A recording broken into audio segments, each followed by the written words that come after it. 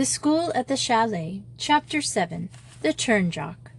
"Some new people came this morning," said Grizel. They were all five, Joey, Simone, Brunhilde, Frida, and herself, gathering flowers in the stretch of meadow that lies between Sispitz and Tornswald. The flowers in the troll are wonderful, and now in mid-May the place was a veritable fairyland. Even Grizel and Joey, fresh from Cornwall, where the wealth of bloom is almost as rich as it is in Devon, were thrilled with the riches at their feet. They gathered many flowers in armfuls that they would later arrange in bowls and jars at the chalet. There had been a good deal of chatter about school affairs, or rather Joey and Grizel had done the chattering, and the others had put in an occasional word. Now Grizel changed the conversation. "Some new people came this morning." "How interesting," said Brunhilde politely. "Were they English?" "They looked like it," said Grizel. "There were 3 of them, father, mother, and girl, about 14, I should think." "Perhaps another pupil for the chalet school," suggested the older girl, glancing at her watch as she spoke. "I think, if we do not mind, that we had better return now, as we shall have tea at 4 o'clock, put in Joey. "You told us the time before, Brunhilde, and it is so muddling when you talk of 16 o'clock. Brunhilde laughed. She was a rather sedate, well-mannered girl, and Miss Bethany had already decided to appoint her as second prefect. Giselle was to be head girl, and Bet and Gertrude would be subs. Madge would have preferred an English girl as head, but Grizel was too irresponsible and Joey too childish for her to dream of it. Brunhilde now led the way to the gathsess. Her arm slipped through Grizel's, while the other 3 followed Joey, keeping up a lively flow of conversation to which shy Frida only responded by smiles. Simone had remained glued to her side the whole afternoon, and was beginning to dawn on Joey that she might have undertaken a friendship which was to prove rather tiresome on occasions. In this order they reached the hotel, where kindly Frau Munch was awaiting them with tea, accompanied by great platefuls of delicious-looking little cakes, which Joey knew must have come from Innsbruck, since such things were unprocurable in the lake villages.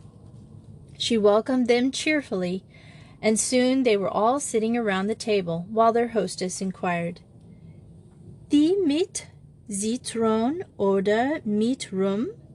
With a sudden shock, Joey realized that she was being asked whether she would have tea with lemon in it or rum.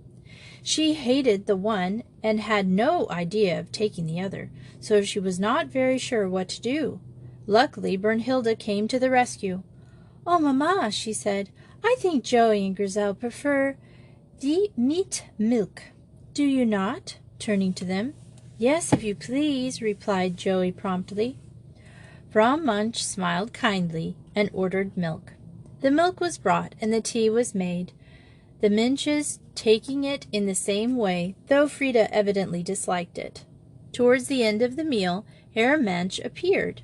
He was a big, jolly man with fair hair and gray eyes, and since he was in one of the big banks in Innsbruck, his English was much more fluent than his wife's. His children obviously adored him, and he sat down, pulling Frida on his knee with a loud and hearty kiss. "What hast thou done today?" "I have studied my lessons for Monday," replied Frida seriously, "and I have helped our guests to gather flowers." "Such glorious flowers," put in Joey eagerly. "I do think the Tarnsee is lovely." "Thou lovest it already, Fraulein." He looked pleased. "It is my home, where I was born. I fished yonder." He pointed to the blue lake waters. "Many a day ere I was thine age. I climbed the Turn-Jock when I was about 11, and brought my mother some edelweiss. Ha! But my father was angry. I had gone in disobedience, you understand, and his stick was ready for me. But my mother begged him off, and there was no punishment that time. He broke into a great roar of laughter, and the girls joined in with him. "Why should you be punished for climbing the Turnjock?" asked Grizel curiously. "Which is it, Herr Munch?" "The Turnjock is dangerous for all but the most experienced climbers," he replied, "and the Edelweiss grows only in one part, which is the most dangerous of all. Thou dost not know it, mein Kind. Come then, and I will show it to thee. We will walk to Buchau. Canst thou walk so far? And Fräulein Joey, the little one? Then we will go to Buchau, and from there I will name you the mountains, and all three shall see them." They set off through the thick grass, listening eagerly, while Herr Munch told them all about the time when he was a boy there. "We did not then think of the hundreds of tourists from all countries who would come and visit our little lake," he said, "and now we have even a school." "Papa, Grizel saw some English people come today," said Brunhilde. "They are at the Troller Hof, and there is a girl of our age. Perhaps she will come to the Chalet school." "That would be very pleasant, another compatriot," he replied seriously. "Now see, my children, there is the Turnjock, the large one who lifts his head into the clouds. In front of him stands the Bernjock, and on the other side the Mattelberg, all very difficult to climb. That one that seems to watch over is Bressu. See how he bends protectingly." He went on explaining to them all about the mountains. "We climb there some day, if Fräulein Bettany will permit it. It is a walk up the valley, and then it is very pleasant on the mountain, with flowers growing and butterflies so tame they will not flutter when one approaches." "How topping!" said Joey. "I should love that." "I want to climb the Turnjock," said Grizel suddenly. "I like difficult things." The kindly giant, he really was almost a giant, looked down at her with a smile. "A good Madchen will wait until there is time for a whole day and a guide. That cannot be until the summer. Then perhaps it may be possible, but the little expedition up the Madchenspitz can be made on a Saturday, and we will take the herdsmen some tobacco and drink their milk, which is very rich with cream, and so come back. To climb the Turnjock, one must start very early in the morning before the sun has risen, and climb for 6 to 8 hours before one reaches the summit. But the Madchenspitz, that is a nice little climb." Grizel said nothing further, but her lips set in obstinate lines, and Joey, looking at her, felt assured that it would take more than Herr Munch's speech to make her change her mind. "I wish he hadn't said anything about it," she thought to herself. "I know Grizel will think of nothing else now, and I shall have to spend half my time trying to persuade her not to." How heartily she was to wish this thing before the summer was over, Joey did not then know, which was perhaps just as well. Now she turned her attention to Herr Munch, who was pointing out the mountains behind them and naming them off.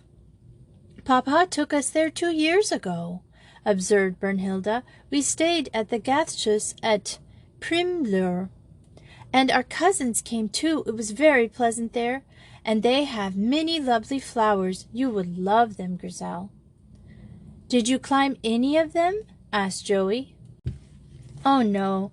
The Dormites are very difficult to climb," explained their young hostess. "But Papa and Paul used to go for days. Once or twice they took my brother with them." "Brother?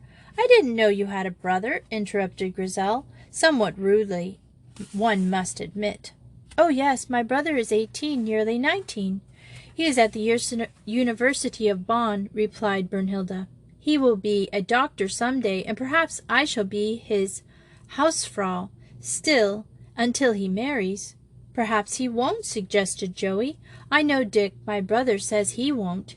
He says that Dachau is no place for a woman, and he loves his work too well to give it up." "I hope Gottfried will marry some day," said his sister earnestly. "We all hope that," said the father. "And now that we must be returning, for there is quite a long walk, and the little one looks weary."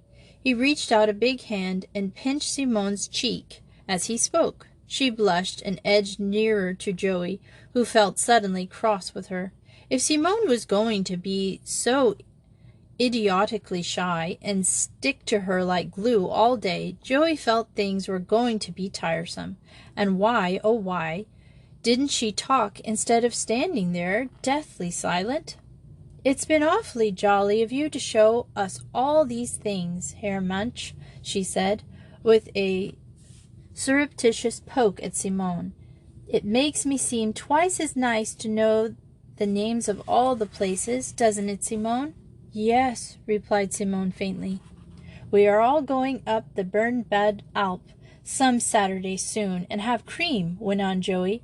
Maria Peffin, who does the work for us, says that it is awfully nice cream, and it's an easy climb, so we will all be able to go, even the new little boarders." "Did you know that we have 2 new boarders on Monday, Brunhilde?" "No, I had not heard of that," replied Brunhilde. "Well, we are. Margia and Amy Stevens. Margia is 11, and Amy is about the same age as Maria Marini. That makes 5 of us boarders, and perhaps we shall get some more." Suddenly Grizel caught her arm. "Look!" she cried. "There are those people I told you about this morning, that I saw going to the Trollhof." They all looked with interest at the trio, who were walking in their direction: a tall bronzed man, an erect soldierly bearing, a small slight woman, sallow of skin and fashionably dressed, a schoolgirl of 15 or whereabouts, whose most notable features were a pair of enormous dark eyes, and a large fair pigtail swinging at her back. She was walking slightly behind the others, and there was a sullen, unhappy look in her face. Just as the 2 parties met, the woman turned to her, saying sharply, "Juliet, hold yourself up. Good gracious me, child, you look positively deformed. Put your shoulders back at once." The sharp, scolding tone brought back her stepmother to Grizel, and involuntarily she shivered. Joey, noticing, slipped an arm through hers with a little squeeze. The girl Juliet looked at them curiously as she passed them. She had made no effort to straighten herself, and Brunhilde commented on this when they were out of hearing. "But how disobedient," she remarked. "I can tell you their name," said the father. "He is Herr Captain of the Indian Army, Captain Carrick. He came into the bank this morning to change some money." "I don't think he looks kind," said Joey. "What a pretty name the girl has, Juliet. Don't you think so, Grizel?" "I thought she looked dreadfully unhappy," replied Grizel. "And how funny to have fair hair with those dark eyes." "Do you think so?" asked Brunhilde. "There are a great number of people living in Wien who are like that. But as for unhappy, she did not do as she was told." Herr Munch approved of this. "The young should always obey," he said. "Is that not so, my little Frida?" Frida, who would as soon have thought of flying as of disobeying her parent, said in her shy, soft voice, "Yes, papa." Grizel made a little impatient movement, but Joey's hand on her arm checked any remark she might have thought of. And they went on to Gathshuis, talking about the mountains, and the girls went in, and the 3 boarders got their flowers and said good-bye to Frau Munch. She kissed them all and told them to come back whenever they liked. Then, accompanied by Brunhilde and Frida, they went out to find Herr Munch waiting for them at the boathouse. "Come," he said, "it is a long walk, and Die Kleine looks tired. I will row you across to your own landing stage. Brunhilde and Frida, you may come too. Run, Frida, and tell Mamma." Frida ran quickly back and presently returned, and they pushed off. It was glorious on the lake. The day had been very warm for mid-May, but now with the evening had come a little cool breeze that ruffled the surface of the water into tiny ripples and set the curly ends round Grizel's face dancing gaily. They rowed out into the center, and then Herr Munch rested on his oars and nodded towards the mountain he had named for them. Appenglückjoch. Look, he said. Appenglück tonight. They turned and looked. As they did so, they saw the gray limestone crags flushed into rosy life with the reflection light from the setting sun. All along the westward side of the Tarnsee, the peaks caught the glory, in reflection on the silver thread of mountain, cataract high up into the Sonnenschinspitze, and even cast a faint glow over the lake. For 5 minutes the wonder lasted, and then it began to fade, and Herr Munch took up his oar again and rowed them in a leisurely fashion to the Chalet landing stage. "It is beautiful," said Joey in a low tone. Her imaginative temperament had been fired by the loveliness of what she had just seen. "I have seen it once or twice from the windows, but never from the water before." "Yes, it is a glory," replied Herr Munch, "but it always brings bad weather with it. We shall have rain tomorrow." He brought the boat up to the landing stage as he spoke, and helped them out. Madge had seen them coming, and ran down the path to meet them. When the Munches had gone and were beyond calling range, she turned to the three. "Girls," she said, "I have news for you. We have another Day girl. She is an English girl whose parents are Anglo-Indians. They have just come to the Tarnsee. When they heard of us, they came at once, and she starts on Monday.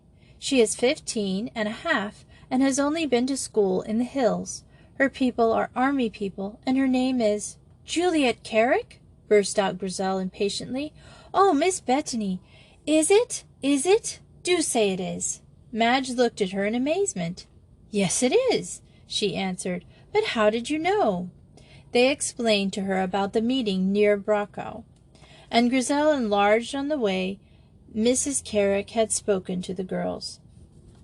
"I believe she's her stepmother," she concluded. "No," said Madge, "she isn't. Don't get wild ideas into your head, Grizel. If they only came to the Tarnsee today, I expect they are tired, and that is why Mrs. Carrick scolded." Grizel said nothing further, and Madge thought no more about it. But when Herr Munch heard, he looked thoughtful. "I hope things will go well with Fräulein Bethany," he said to his wife. "I did not like that man. I do not trust him." And he resolved to advise Madge to write to her brother at the earliest opportunity and see if any information could be gathered about these people who had come so suddenly. However, when he spoke about it some days later, he found that she had done that very thing already. "I know it seems mad to take everyone so abruptly," she said, "but they were so anxious, and well, somehow he persuaded me. And they have paid a term's fee, of course, and if I find from my brother that she is not a desirable pupil, I can get rid of her quite easily by saying that we are full up.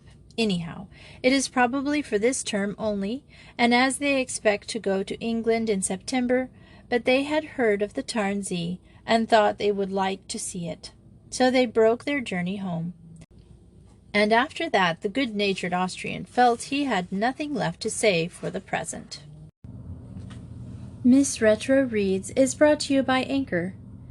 Anchor is an app that helps you record your podcasts, edit it, insert music or sound effects, or even background music. There's so much more you can do with this app than I do. And they distribute it wherever you're listening to it right now. So thanks, Anchor, and thank you for listening to Miss Retro Reads.